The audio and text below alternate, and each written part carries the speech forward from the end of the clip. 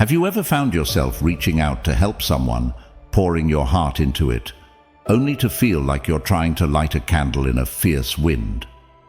It's frustrating, isn't it?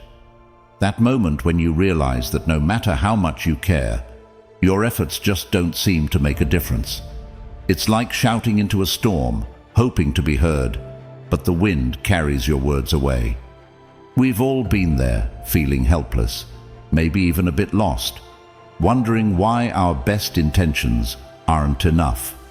This is the human experience in its rawest form, the desire to connect, to change things for the better, and the sobering realization that sometimes it's not as simple as we wish it to be. Today, we're going to explore this deeply human journey. We'll dive into the heart of why helping others isn't always straightforward, and how sometimes the person we end up helping the most is ourselves. So, if you've ever felt like your efforts to help were like seeds sown on rocky ground, this video is for you. Join us as we unravel this complex tapestry, and maybe, just maybe, we'll find a way to turn that fierce wind into a gentle breeze. And as we embark on this journey together, if you find a moment that speaks to you, if you feel a connection with what we're sharing, please consider showing your support. Hit the like button, subscribe to our channel for more heartfelt insights, and share this video with others who might be walking this path alongside us. Your engagement not only helps our community grow, but also spreads the light of understanding and compassion. Now let's dive into this journey of discovery together.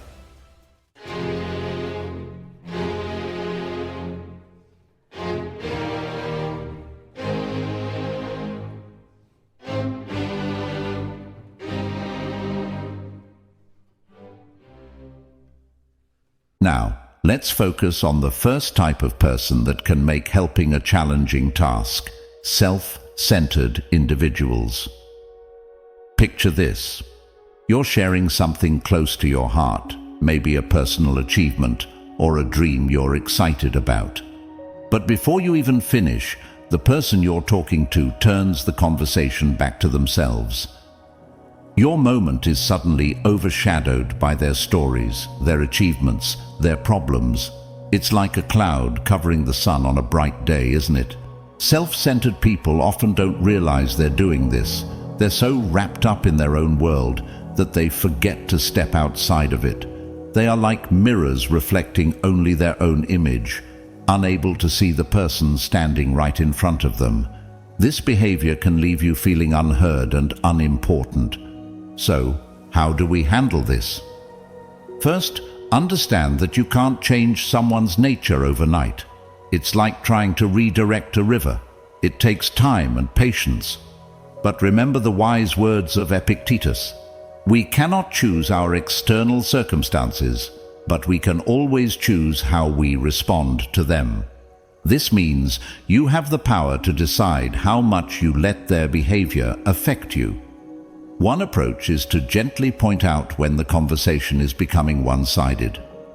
Sometimes a simple, "I noticed we often talk about your experiences. I'd love to share something about my day too," can be a gentle nudge towards a more balanced interaction. However, it's also important to set boundaries. If you consistently feel drained or overlooked, it might be time to reevaluate the amount of energy you invest in this relationship. As the Persian poet Rumi wisely said, "Your heart knows the way. Run in that direction." Sometimes running in the right direction means stepping back from relationships that don't serve your emotional well-being. Seneca's insight also guides us here. Associate with those who will make a better person of you. If your interactions with someone consistently leave you feeling diminished, it might be time to reconsider the role they play in your life. In the end, dealing with self-centered people is about finding that balance between empathy and self-preservation. It's about understanding when to extend a hand and when to protect your own heart. Moving on to our second group, we encounter opportunists. These individuals appear as friends, yet their interactions often center around what they can gain from you. They are like shadows, present in your life when it benefits them, yet absent when you are the one in need. Their actions are subtly manipulative, leaving you feeling used rather than valued. Opportunists often use guilt as a tool. They might remind you of past favors they've done, creating a sense of obligation. It's important to discern genuine need from exploitation. As Seneca wisely said, "True generosity is giving without expectation of reward." If your interactions are constantly transactional, it might be time to question the sincerity of the relationship. How do you handle such situations? Start by setting clear boundaries. It's all right to say no when requests become unreasonable. Remember, as Marcus Aurelius advised, it's not selfish to say no when your well-being is at stake.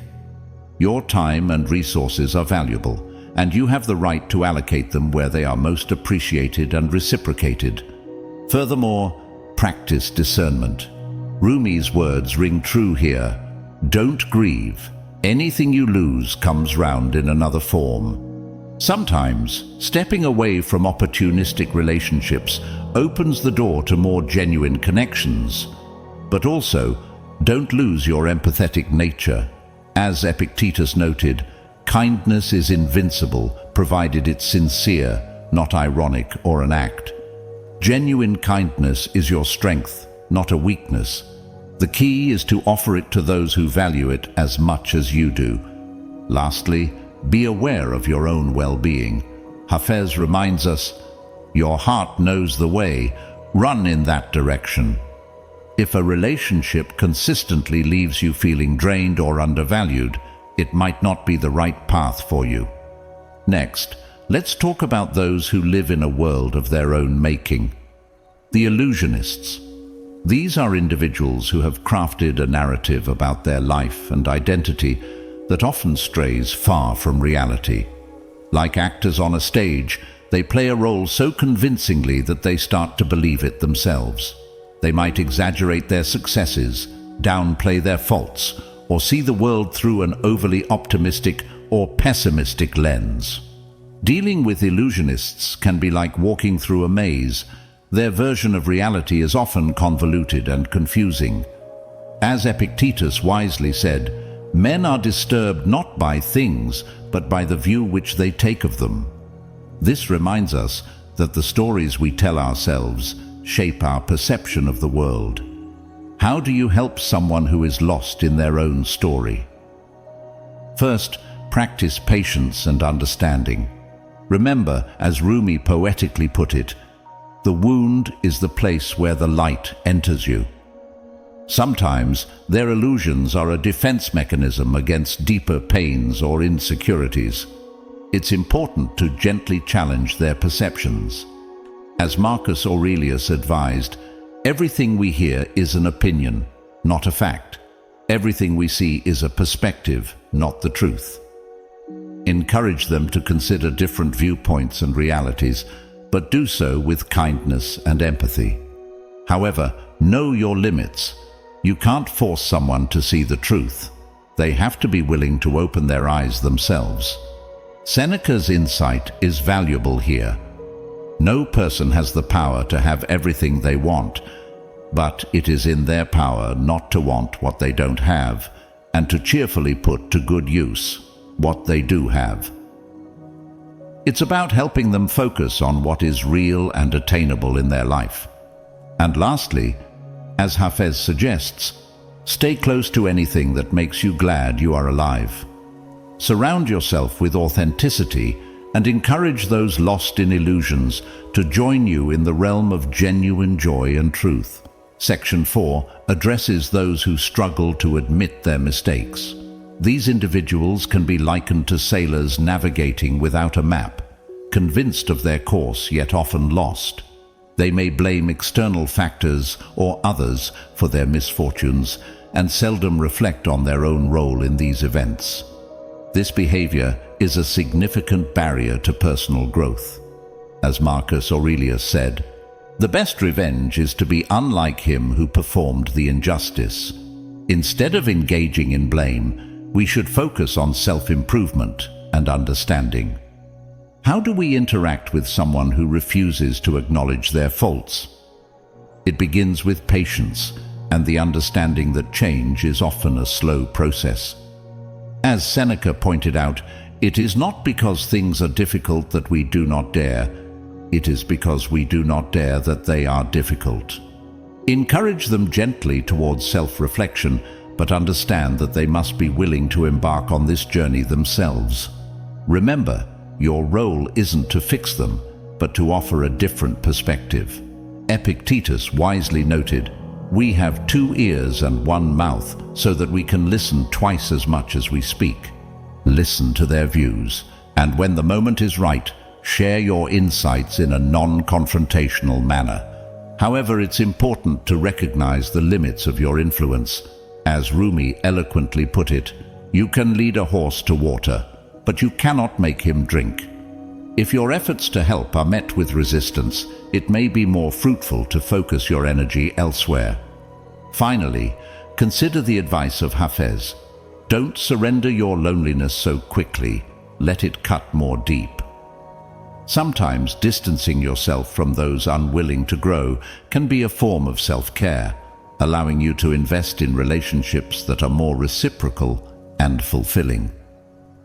In segment 5, we explore those who seem to float through life, not fully utilizing their talents or preparing for the future.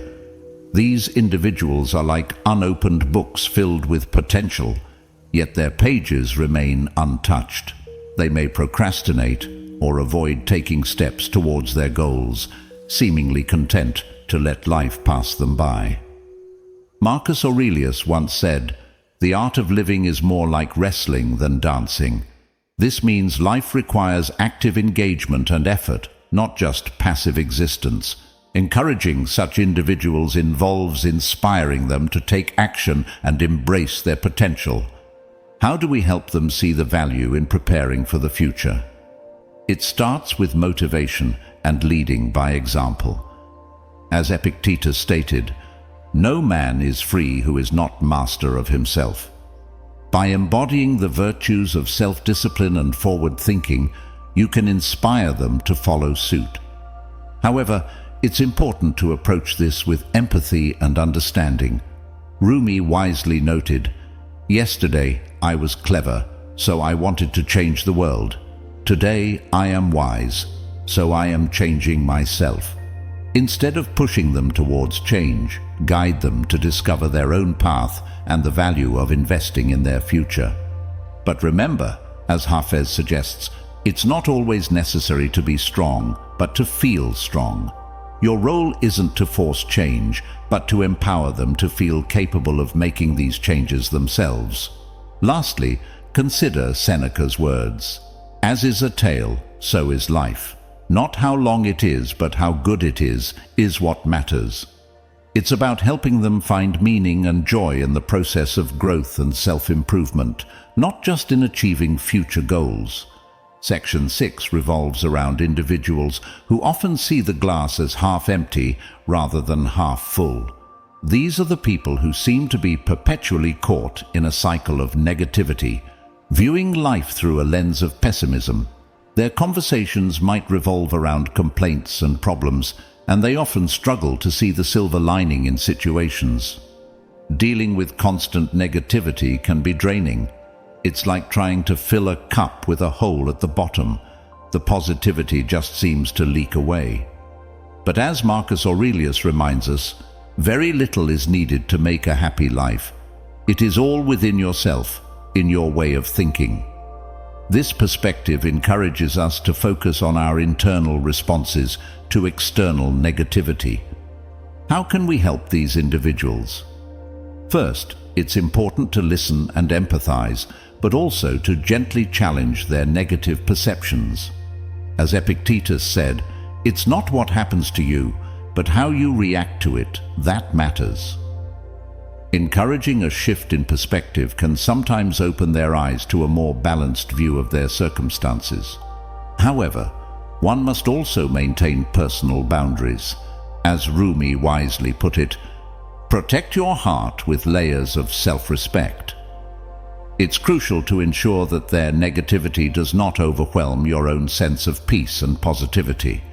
In moments of frustration, remember the words of Hafez, "This place where you are right now, God circled on a map for you." Every interaction, even challenging ones, offers an opportunity for growth and learning. Lastly, Seneca's insight is invaluable here. A gem cannot be polished without friction, nor a man perfected without trials. Sometimes those who focus on life's negatives are going through their own process of polishing and perfection, and our role might simply be to offer a different perspective, a glimpse of light in their darkness. In segment 7, we encounter individuals who habitually blame others for their difficulties, rarely acknowledging their role in their own problems. This behavior is like a ship blaming the sea for its inability to sail. Such individuals often find themselves trapped in a cycle of victimhood and externalization, overlooking the power they have over their own lives. Marcus Aurelius once wisely said, "You have power over your mind, not outside events. Realize this, and you will find strength." This quote underscores the importance of personal responsibility. It's essential for those who blame others to recognize that their power lies not in changing others, but in changing their reactions and attitudes. How do we help someone who is constantly pointing fingers? First, it's about encouraging self-reflection. As Epictetus taught, we are disturbed not by what happens to us, but by our thoughts about what happens. Guiding them to introspect can help shift their focus from external blame to internal growth. However, it's crucial to approach this with empathy and understanding. As Rumi poetically said, "Raise your words, not your voice. It is rain that grows flowers, not thunder." Gentle guidance is often more effective than forceful confrontation in helping them see things from a different perspective. Remember, as Hafez suggests, stay close to anything that makes you glad you are alive. It's important to protect your own well-being while trying to assist others. If their pattern of blaming becomes toxic or overwhelming, it may be necessary to distance yourself for your own peace of mind. Finally, consider the wisdom of Seneca. Difficulties strengthen the mind, as labor does the body. Sometimes, the best help we can offer is to allow them to face the consequences of their actions, thus providing an opportunity for learning and growth. In Section 8, we address the challenge of dealing with self-entitled individuals. These are people who navigate life with a sense of undeserved privilege, often expecting special treatment and believing the world owes them something. Their attitude can be likened to a tree that expects the sun to shine only on it, neglecting the needs of the forest around it.